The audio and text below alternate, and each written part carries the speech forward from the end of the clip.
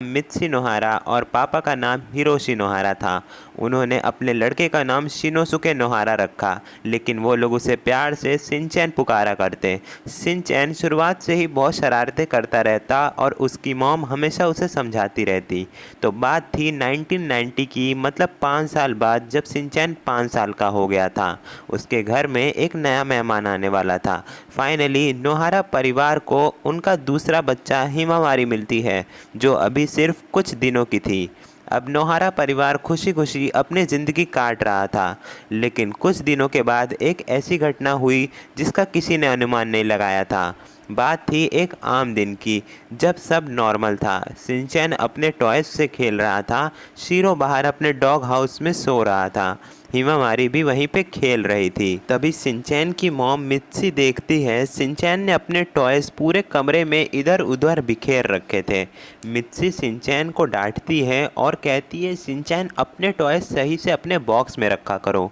Shinchan कहता है mom, अगर आप मुझे एक चोको चिप्स का पैकेट और एक एक्शन कामेन दिलाओगे तो मैं अपने टॉयज हमेशा सही से रखा करूँगा।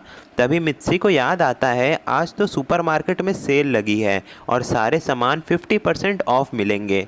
मित्सी कहती है चलो शिनचैन, हमें सुपरमार्केट जल्दी जाना होगा। शिनचैन, हिमावारी और मित्सी अपने घर को लॉक करके सुपरमार्केट पहुंच जाते हैं। वहां काफ़ी सारे डिस्काउंटेड सामान थे। मित्सी जल्दी जल्दी सारे डिस्काउंटेड आइटम्स लेने में बिजी रहती है और वहीं शिनचैन एक्शन कामेन टॉयज और चोको चिप्स देख रहा था, लेकिन किसी का ध्यान हिमावारी पे नहीं था। वो अपने बेबी कार्ट में बैठी तो थी, लेकिन वो बाहर ये देखती है एक आंटी के हाथ में डायमंड की रिंग थी। अब हिमावारी को शुरुआत से ही चमकती चीज़ें कुछ ज़्यादा ही पसंद थी। शिनचैन और मित्सी दोनों बिजी थे, तो हिमावारी कैसे करके अपने बेबी कार्ट से उतर जाती है और उन आंटी का पीछा करने लगती हैं।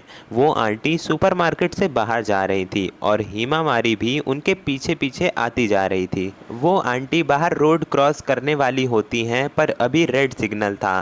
तभी शिनचैन को ये दिखता है बेबी कार्ट तो खाली है। वो हिमावारी को ढूंढने लगता है। वो देखता है हिमावारी रोड साइड पे थी। वो तुरंत बाहर जाता है उसे पकड़ने, लेकिन तभी वो आंटी रोड क्रॉस करने लगती हैं। उनके पीछे हिमावारी भी जा रही थी और लकीली किसी का ध्यान भी हिमावारी पे नहीं गया था।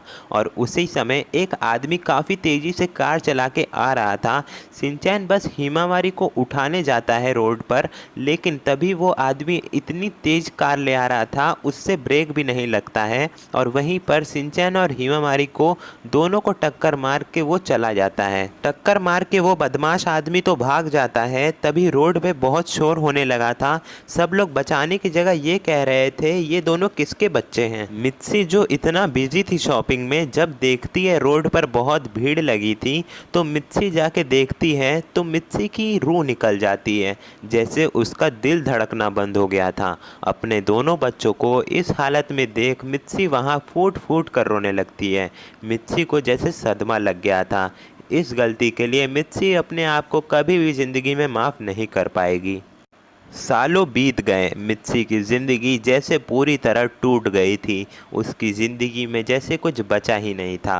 मित्सी पूरा दिन शिनचैन और हिमावारी को याद करती और रोती रहती। मित्सी शिनचैन के क्रेयॉन सेट से शिनचैन और हिमावारी की यादें बनाया करती कि जब वो दोनों इस दुनिया में थे तो वो कैसी कैसी शरारतें करते और उनकी ज़िंदगी कितनी अच्छी हुआ करती थी।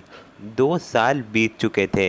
जब ये न्यूज़ मीडिया में फेमस होने लगी तो योशितो उसूई, जो कि एक मांगा एल्यूस्ट्रेटर हैं, उनको ये स्टोरी दिल पर लग गई थी।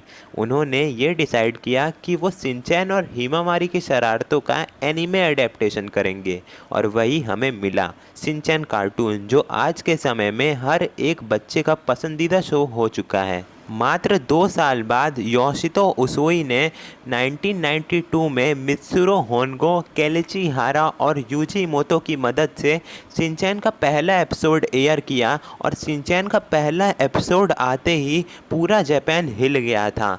मतलब शिनचैन इतना ज़्यादा लोगों को पसंद आने लगा था कि शिनचैन इतना पॉपुलर हो गया कि आज के समय में 45 कंट्रीज़ में शिनचैन देखा जाता है और शिनचैन को 30 अलग अलग लैंग्वेजेस में में डब किया जाता है और अभी तक शिनचैन की 1000 से ज़्यादा एपिसोड आ चुके हैं और 31 से ज़्यादा मूवीज़ बन चुकी हैं, जो सारी मूवीज़ ब्लॉकबस्टर रही हैं। और शिनचैन